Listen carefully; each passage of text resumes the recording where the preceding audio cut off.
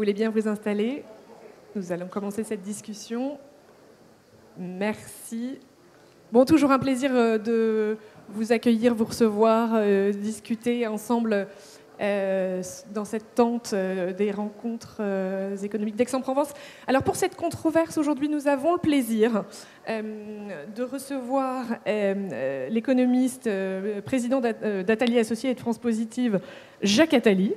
Et à ses côtés, Alexis Tsipras, qui est l'ancien Premier ministre grec, pour un sujet passionnant, franchement d'actualité, qui est de savoir comment on peut réconcilier les politiques et les économistes. Vaste sujet, pourraient dire certains. Et j'ai envie de commencer par vous poser à tous les deux une même question qui va servir finalement de base à notre discussion. C'est pourquoi y a-t-il, allez, on va dire un manque de compréhension, on pourrait même dire qu'il y a des disputes entre le monde économique et le monde politique, et ce, depuis toujours. Alexis Tsipras, est-ce que vous pouvez nous donner votre point de vue sur cette incompréhension entre ces deux mondes?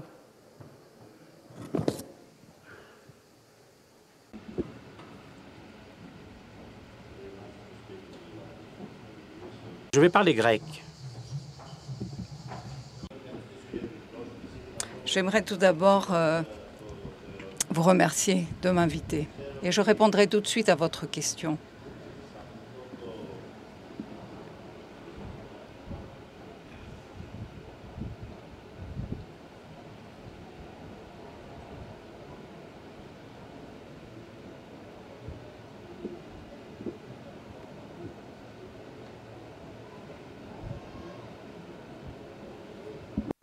Alors, en attendant que vous ayez tous un petit traducteur pour comprendre cette langue chantante qui est le grec, finalement, c'est Jacques Attali qui va répondre à cette même question, puisque l'idée était de les entendre tous les deux sur le sujet.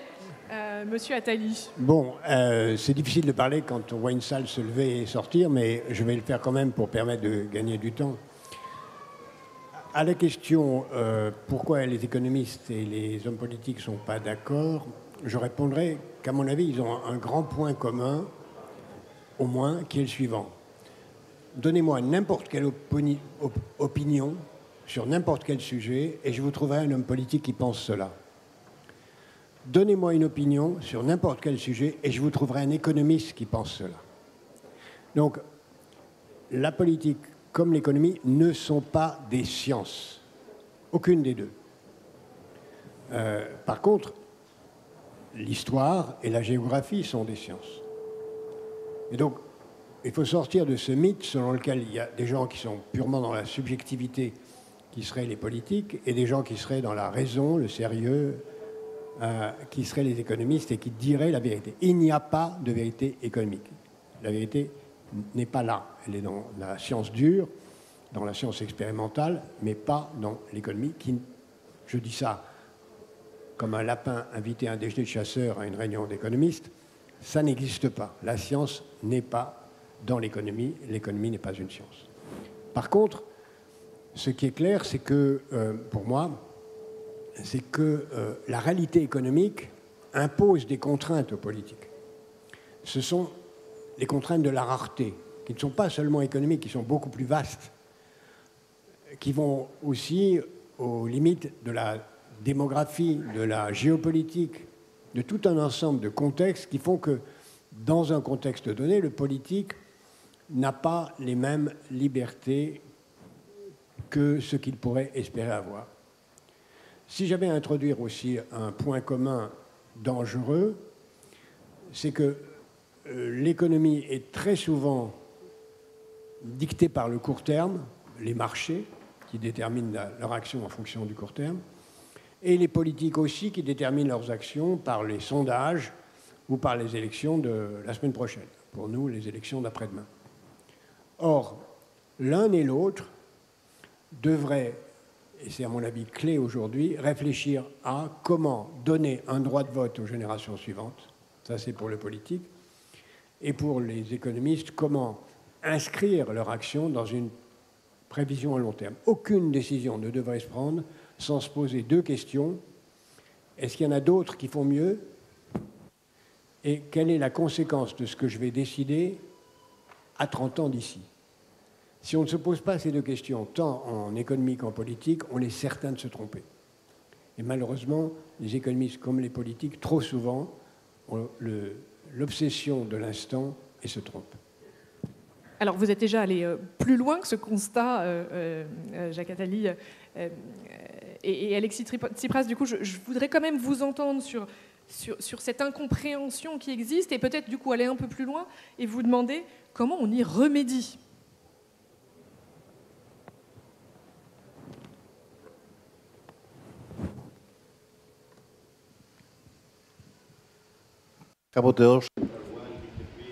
Oscar Wilde avait dit que les technocrates savent tout sur les prix, mais rien sur les valeurs. Donc les économistes, les technocrates savent tout sur les prix des choses, mais rien sur la valeur, la vraie valeur des choses. Et quand je parle de la valeur, je parle de la valeur de la démocratie, de la valeur des biens communs, la justice sociale, la morale en politique, la valeur de la solidarité. Donc, je suis persuadée que, bien évidemment, il est important d'avoir les technocrates à nos côtés, d'avoir les économistes à nos côtés, mais nous ne pouvons pas avoir une politique qui se base uniquement sur les technocrates et les diktats des économistes. Bien évidemment, il y a un autre critère qui est très important et qui doit déterminer notre action. Tout est économie. Il est très difficile d'ailleurs de distinguer le politique de l'économique très souvent.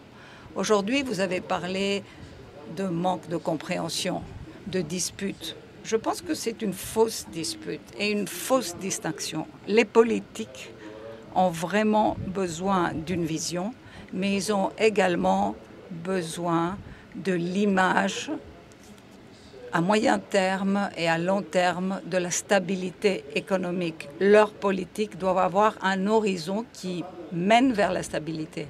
Donc l'économie est tout. Je vous dirais donc, en paraphrasant Keynes, ces politiques qui pensent qu'il ne faut pas écouter les économistes sont des politiques, des hommes politiques qui tout simplement suivent des théories économiques dépassées. Nous avons aujourd'hui des hommes politiques et des économistes qui regardent leur intérêt à court terme. Ils pensent comment ils vont être populaires, ils regardent les sondages et ils racontent ce que le peuple veut écouter. Nous avons également des économistes qui sont des employés de grands organismes ou de grands groupes financiers. Mais il y a également des hommes politiques qui ont une vision, qui pensent au bien commun. Il y a aussi des économistes qui ne regardent pas que leur intérêt à court terme. Donc nous devons arriver à un mix politique qui mettrait les biens communs au-dessus de nos intérêts à court terme. Donc une coopération entre les hommes politiques et les économistes. Vous êtes d'accord avec ça, Jacques Attali? Il y en a qui savent ne pas faire que du court terme et j'aurais presque envie de dire, du coup, de se rendre compte de ses limites. Quand on est un économiste, on a ses limites. Quand on est de la politique, on a ses limites. Et ce que disait Alexis Tsipras, ce besoin de réconcilier les deux. Oui, il est clair que dans l'action politique, il faut tenir compte d'un certain nombre de contraintes qui ne sont pas seulement, encore une fois, comme je le disais, comme le disait Alexis tout à l'heure, des contraintes économiques. Il y a aussi des contraintes physiques, matérielles, des contraintes politiques. On ne fait pas ce qu'on veut quand on est dans une démocratie avec le peuple dont on a la charge ou dont on souhaite prendre la responsabilité. Moi, il m'est arrivé, dans certaines circonstances, d'avoir réunir des économistes pour prendre une décision très très importante auprès d'un président de la République. Et nous avions réuni ce qui était supposé les 12 meilleurs économistes français et on a eu 12 opinions contradictoires. ce qui m'a amené à relativiser depuis la validité absolue. Mais est-ce que vous trouvez ça normal? Est-ce que vous trouvez ça sain? Est-ce que vous trouvez que ça apporte quelque chose d'avoir 12 opinions différentes d'économistes? Mais bien sûr. Vous en avez 12 au milieu. Mais bien sûr que c'est sain. C'est très sain. Ça prouve simplement qu'il n'y a pas de vérité. La seule chose que les économistes, me semble-t-il, apportent, c'est la connaissance des concepts. Par exemple, les concepts qu'a évoqués Alexis sont très importants. Bien public, bien privé, loi du marché, service d'intérêt général, tout ça, c'est des concepts qui sont progressivement été formalisés depuis 2 siècles par les différentes théories économiques, qui sont extrêmement précieuses pour la décision politique. Aujourd'hui, le grand enjeu est plutôt le débat entre marché, démocratie, dictature. Ce n'est pas entre politique et économie, c'est entre marché, démocratie, dictature. Le marché l'a emporté comme mode de répartition des biens privés. Personne ne revendique pour la répartition des biens privés autre chose que le marché. Par contre, pour la répartition des biens publics, certains économistes pensent que le marché c'est mieux, donc il faut tout privatiser, d'autres pas, et on n'a pas une frontière claire, et c'est là où la politique joue un rôle essentiel, c'est fixer la frontière entre biens publics et biens privés, ce qui doit être un service public gratuit, payé par les impôts, ce qui revient même, parce que c'est évidemment jamais gratuit, et ce qui doit être payé par le consommateur, quitte à compenser par des taxes ou des subventions. Donc ça, c'est une question politique majeure. Qu'est-ce qui est bien commun, qu'est-ce qui est bien privé? Ça, c'est une fois ce choix politique fait, l'économiste joue un rôle, les économistes, ou très important pour faire comprendre aux politiques qu'il y a des contraintes externes. Mais en même temps, ils ne peuvent pas imposer trop de choses. Par exemple, je considère que les économistes ont joué un rôle excessif dans la construction européenne quand ils ont fait passer en collusion avec les politiques la concurrence avant toute autre politique.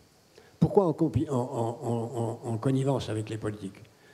Parce qu'on oublie trop souvent que tout électeur est un consommateur, mais que seulement un tiers ou moins des électeurs sont des travailleurs. Donc les consommateurs et les électeurs votent contre les travailleurs. Et la construction européenne s'est faite contre les travailleurs en faveur des consommateurs, avec la connivence des politiques qui ont trouvé que les économistes qui leur parlaient de l'importance de la concurrence, c'était du pain béni, puisque les électeurs sont tous des consommateurs.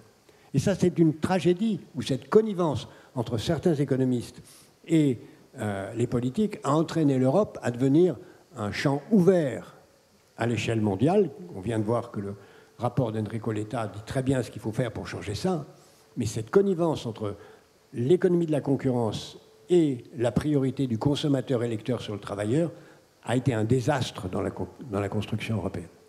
Alors avant de vous passer la parole, parce qu'évidemment l'idée est bien sûr de vous faire participer à cette discussion, il y a beaucoup de choses qui viennent d'être dites par Jacques Attali, Alexis Tsipras, notamment l'implication et le rôle que le marché a dans ce mélange économico-politique. Comment vous réagissez à ce rôle du marché finalement dans la relation?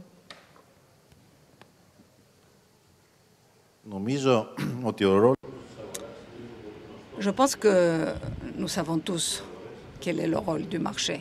Que veulent les marchés? Les marchés veulent plus de profit. Il s'agit d'un organisme qui génère des profits. C'est le rôle des marchés. Le rôle, c'est de gagner plus par tous les moyens, avec souvent un coût politique et social énorme. Mais pour moi, la question, c'est quel est le rôle de la politique? Quel est le rôle du politique et pas du marché? Comment allons-nous créer des contre-pouvoirs pour ne pas attaquer la démocratie? Moi, je comprends tout à fait qu'aujourd'hui, la politique a vraiment changé. l'époque de François Mitterrand était tellement différente de la nôtre. À l'époque, la politique de la France était tracée d'une façon tellement différente de ce que nous pouvons faire aujourd'hui. Mais l'analyse économique orthodoxe que les marchés ont toujours raison n'est pas toujours valable. Oui, pour l'expérience de Liz Truss en Grande-Bretagne, non. Les marchés, on peut dire qu'ils ont joué un bon rôle.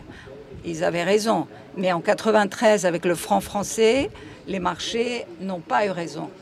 Et pour la crise de la Grèce, ils n'ont pas eu raison. Ils voulaient une analyse qui mettait au même niveau l'économie allemande et l'économie grecque. Ils se sont trompés. Ils ont parié, ils ont joué au poker et ils se sont trompés. C'est pour cela que je pense que les hommes politiques doivent créer des contre-pouvoirs. Et c'est vrai que le quantitative easing peut constituer une balance, peut essayer de neutraliser les effets néfastes du marché. Je crois aussi que nous devons prendre en compte toutes les données macroéconomiques. Et pour cela, nous devons avoir une politique qui crée de la richesse. Et cette richesse, et c'est la deuxième donnée, doit être répartie de façon juste. Taxation juste. Pour cela, nous devons nous confronter avec les intérêts puissants. C'est pour cela que nous ne pouvons pas dire que la droite et la gauche, c'est la même chose. C'est pour cela que nous ne pouvons pas dire que tous les politiques sont les mêmes.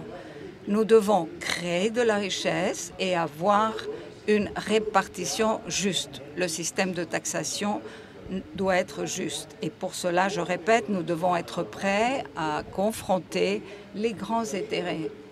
Nous devons être sûrs que nous nous confrontons. Nous ne pouvons pas être toujours le bon élève.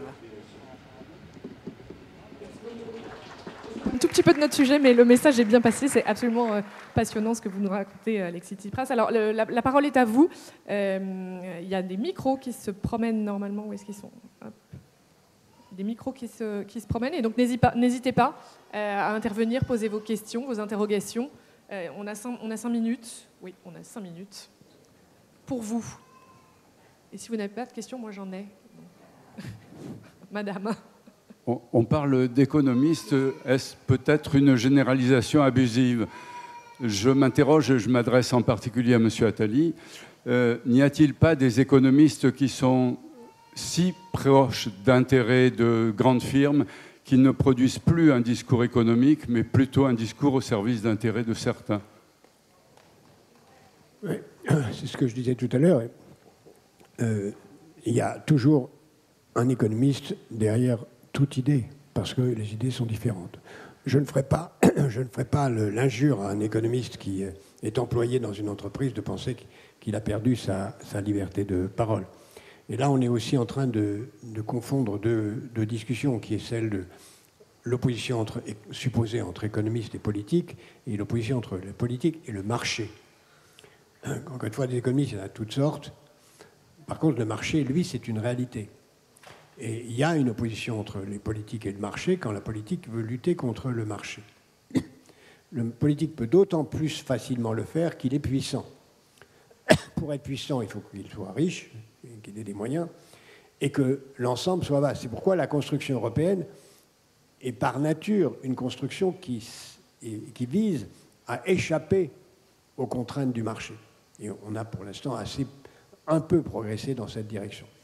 Si on veut échapper à la contrainte du marché, l'histoire nous apprend qu'il faut être ou tout petit, Singapour, ou très grand, les États-Unis, la Chine, la Russie, et peut-être un jour l'Europe. Ça, c'est une grande discussion entre marché et État, en distinguant dans l'État la démocratie et la dictature. Quant aux économistes, il y en a qui sont employés de mille et une façons. Leur biais idéologique est permanent, c'est le biais de chacun d'entre nous, c'est le biais aussi des historiens, géographes, des sociologues, il faut faire avec, et chacun doit avoir un grand esprit critique pour savoir le décrypter. Monsieur. Oui, bonjour, cher Jacques Attali, Joël Rosenberg, Operation Startup Studio, OSS. J'ai une question sur la table ronde précédente, dans la salle numéro 2, à parler de l'Europe nain budgétaire et qui n'est pas à la hauteur des enjeux. Alors, une question en deux parties. Qu'est-ce qu'on a loupé depuis les années 70 ou 80 dans la construction de l'Europe? Et comment aujourd'hui, surtout avec ce qui pourrait se passer dimanche, peut-on enclencher, je veux dire, faire émerger l'Europe comme un continent qui va se bagarrer avec la Chine et avec les États-Unis? D'abord, je vais dire deux évidences. Nous sommes en train, en Europe, de faire quelque chose qui n'a été fait qu'une seule fois avec succès, c'est-à-dire construire un pays du bas vers le haut. D'habitude, les pays sont construits du haut vers le bas, c'est-à-dire un dictateur qui rassemble, un conquérant qui rassemble. La France a été construite par des conquérants, la Grèce a été longtemps une nation conquérante, et d'ailleurs en Europe, nous avons beaucoup de nations qui ont rêvé un jour d'être les empereurs du monde, et qui parfois l'ont été. Donc, nous ne faisons pas cela en Europe, nous essayons de construire du bas vers le haut. C'est très difficile. Le seul exemple qui a marché jusqu'à présent, c'est la Suisse, qui a construit du bas vers le haut, mais ils ont pris 4 siècles. Pourquoi ont-ils fait ça? C'est parce qu'ils avaient peur d'un ennemi qui était l'empereur romain germanique, et les cantons se sont unis pour ça. Nous sommes exactement dans la même situation. Mais nous n'avons pas le temps, et nous avons en effet devant nous des concurrents, des ennemis, qui essayent de piller la région la plus riche du monde, les États-Unis, la Chine, la Russie, essayent de nous piller. Et donc, c'est pourquoi je crois que la solution aujourd'hui, c'est là où on rejoint la discussion d'aujourd'hui, n'est absolument pas économique. La question, c'est, aurons-nous assez peur du déclin pour construire une entité politique européenne qui nous permettra d'y résister? Et ça passe par quelque chose, d'abord maintenant, qui n'est pas économique, c'est une armée européenne. Alors pourquoi est-ce qu'on ne l'a pas fait depuis longtemps?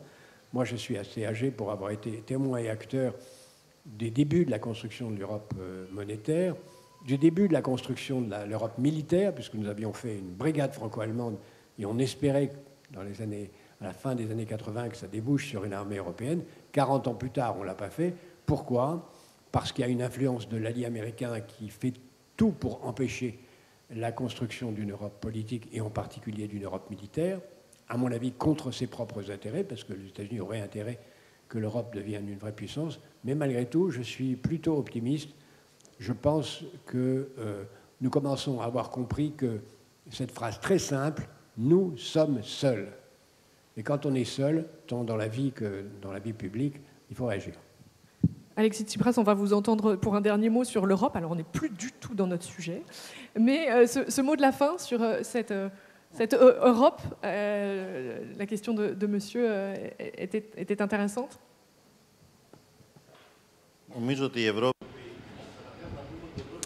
Tout d'abord, je voulais dire que l'Europe a quand même réussi quelque chose de très important. Pendant des décennies entières, presque 70 ans, nous avons vécu dans la prospérité et dans la paix. Aujourd'hui, nous nous trouvons au milieu d'une crise très importante. Et nous devons changer. Nous devons changer tout d'abord en approfondissant notre union politique et deuxièmement, bien évidemment, l'autonomie militaire. Dans un monde polypolaire, dans un monde très complexe, nous devons avoir une autonomie stratégique. Parfois, nous avons les mêmes intérêts avec les États-Unis, mais parfois, non. Et quand nos intérêts sont distincts des États-Unis, nous devons pouvoir les défendre. Et nos intérêts doivent se baser sur les grandes valeurs européennes, c'est-à-dire la paix, la démocratie, la liberté et la justice. C'est pour cela que je pense que dans plusieurs niveaux, nous devons repenser quelle est la bonne partie de l'histoire, quelle est l'histoire que nous devons choisir et comment nous pouvons jouer un rôle dans les conflits mondiaux internationaux. Justice sociale, démocratie. Nous devons vraiment réduire les inégalités à l'intérieur des pays membres de l'Union européenne, mais aussi entre les pays membres, car c'est ceci qui aujourd'hui renforce l'extrême droite qui nous menace et qui peut aujourd'hui déstabiliser l'Europe, mais également l'évolution de l'Europe. Il s'agit là d'un grand danger. Voilà peut-être un sujet qui réconciliera les politiques et les économistes. Merci à tous les deux. Avant de vous libérer, je vous précise que Jacques Attali dédicace à 12h30 à la librairie Fnac du Parc Jourdan Le Monde mode d'emploi. Dans quelques minutes donc. Merci à tous d'avoir participé à cette discussion. À bientôt.